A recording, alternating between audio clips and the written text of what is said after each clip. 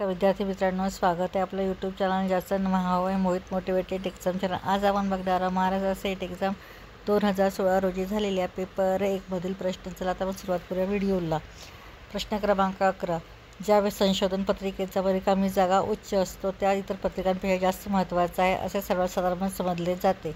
पर्याय आहे आयगेन, सूचनांक, प्रभाव, निर्देशांक, आयटेम, प्राप्तांक। तर याचा अचूक उत्तर असणार आहे पर्याय क्रमांक सी, प्रभाव निर्देशांक। प्रश्न क्रमांक 12, या आपत्कालीन सखोल पाठ्यक्रमात लहान गटांनी समस्या समाधान किंवा नवीन तंत्रे आत्मसात करण्यास महत्त्व दिले जाते। पर्याय आहे कार्यशाळा, चर्चासत्रे, उन्हाळी वर्ग, उजळणी वर्ग। तर याचा अचूक उत्तर असणार आहे पर्याय क्रमांक ए, कार्यशाळा। प्रश्न क्रमांक 13 ते 18 हे पुढे दिलेल्या उत्तरावर आधारित आहेत। इंग्रजीतील किंवा मराठीतील उत्तरातील प्रश्नांची उत्तरे द्या। फुलांच्या विचारांचे आणखी बसस्थानमध्ये त्यांनी त्यांच्या समकालीन बुद्धिप्रामाण्यवादी, भौतिकवादी, प्रबोधन विचारवंतापेक्षा अधिक देशी वस्तुस्थितीसापेक्षा असा समतेचा विचार मांडला होता। पुढे कोरडे उपयुक्तवादी किंवा निर्धार्मिक नव्हते। त्यांचा सत्यधर्म ख्रिस्त, बुद्ध व महंत यांच्या करुणेशी आणि बंधुभावाची साक्षात नाते जोडणारा होता।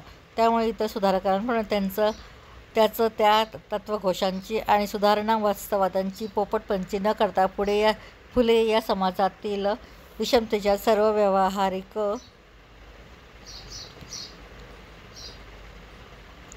आधारांना प्रत्यक्ष हात घालतात। त्यांनाही पाहिले होते की वेदांत विचाराच्या आधारे ब्राह्मण समाजासारख्या चळवळींनी केलेली मांडणी फक्त तर्काच्या पातळीवर राहिल्यामुळे व्यवहारातल्या विषमतांना धक्का लावू शकत नाही। उलट विषमता अप्रत्यक्षात बाळगण्यास ती सहाय्यभूत ठरली होती।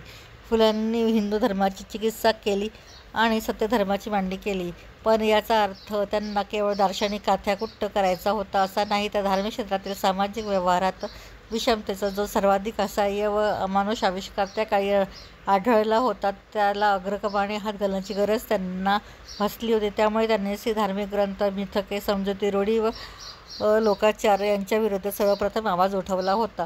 सैद्धांतिक धर्मकल्पनेचा प्रत्यक्ष सामाजिक व्यवहाराशी तो एकरूप झाला होता।